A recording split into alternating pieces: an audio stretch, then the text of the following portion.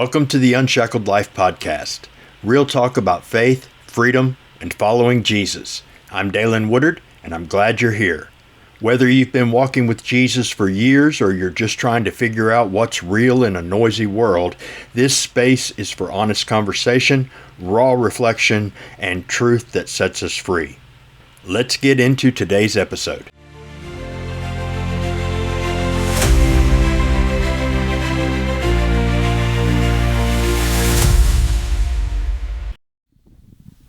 Good morning.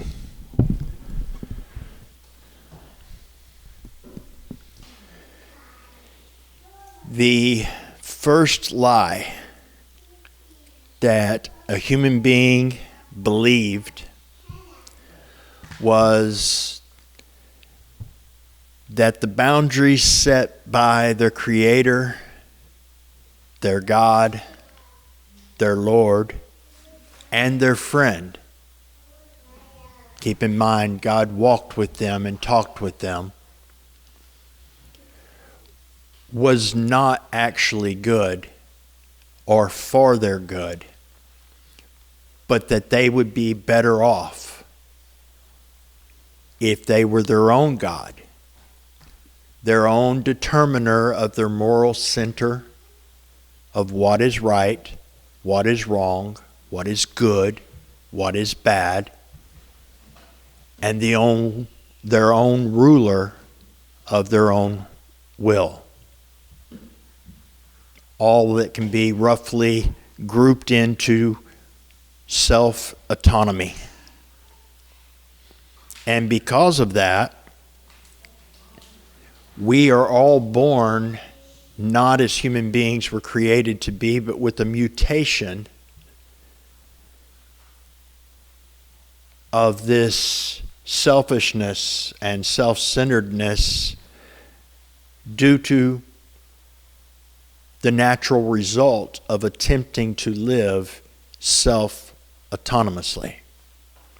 If I am the one who determines what is good and bad, right and wrong for me, then I also have to make that determined based on what feels good to me, what I think is good, and what seems to be best for my circumstance and situation. It's all about me. But yet, God revealed himself and was faithful, and continuously from that moment on, there has never been a moment where God was not pursuing and engaging in relationship with those who would respond to his call to return to that relationship that he intended us to have. What we were created to be, to restore the mutation. And so even throughout history, there has always been a people who understood there is a God and our relationship to him, even if they did not follow him, even if they did not worship him, they had a sense of understanding of their place in a way. And we saw that in this country for a long time at the beginning, that even those who did not believe in God in a way that would make them bow the knee and worship him and obey him had a reverence and an understanding of who he is and his position. But as we, as people, began to strive more and more for that self-autonomy, the independence that we all love and treasure so much, we began to divorce ourselves more and more from that understanding of who he is and who we are in relationship with him. And once that began, within 3 generations, we began to see an eruption of the youth striving to figure out, who am I? because we lost our identity.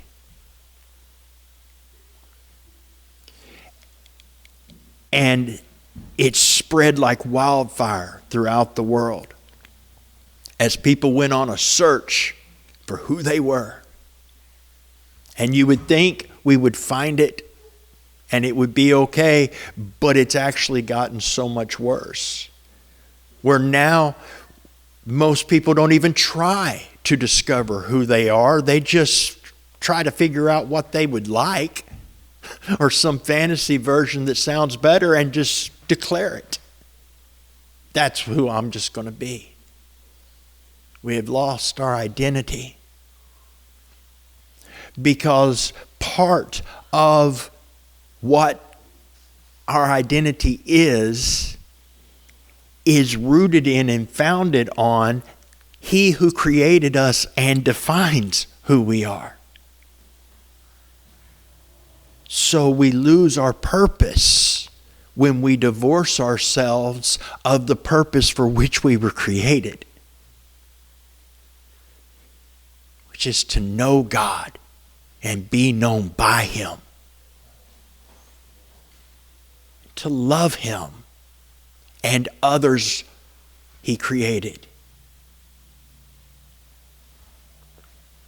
So we looked in over and over and over again. If I can just figure out who I am, if I can figure out what I really want and what I really like and what I really think is good and true and right, and if I can figure out my natural proclivities enough, then I will be okay because I will have knowledge, I will have understanding of who I am.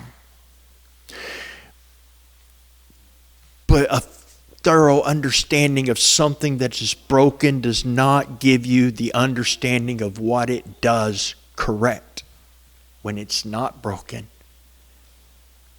We in our brokenness are not who we are, or at least not who we can be. But if we will look out and understand that because of who He is and what He said, because truth is alive and we can have relationship with truth. If we will seek that truth that is greater than us, it will redefine us inside, align us properly, and we will have understanding of who we are, because we will understand who He is. And when we have that understanding, we, like Christ, will be able to say without hesitation, even when there's struggle to do so, not my will, but yours be done, like He did in the garden. Because surrender is only possible when you grasp who it is you're surrendering to and why. We're not surrendering to God because we're broken. We're not surrendering to God because we need help. We surrender because He's God. Because He created us. Because He gets to define the position.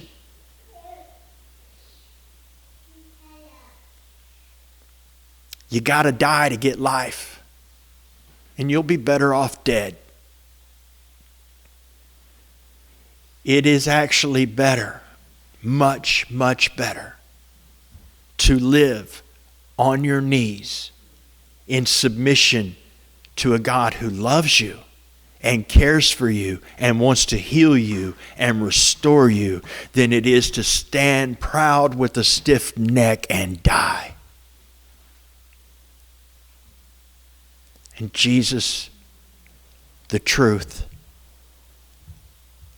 the life, the way, that living truth that we can have relationship with, did what we were always supposed to do and couldn't,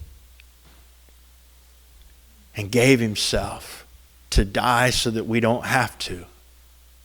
And His body was broken so that our brokenness can be healed and restored. and his blood was spilt so that our blood could have life. And it's an awesome, wonderful thing. So, as weird as it is, if you wonder, oh man, who am I? Why am I here? Don't look in. Look out. Look up. Look to the one who made you, because he knows who you are and why you are here better than you ever will. And he made a way for you to come and have that life and relationship with him.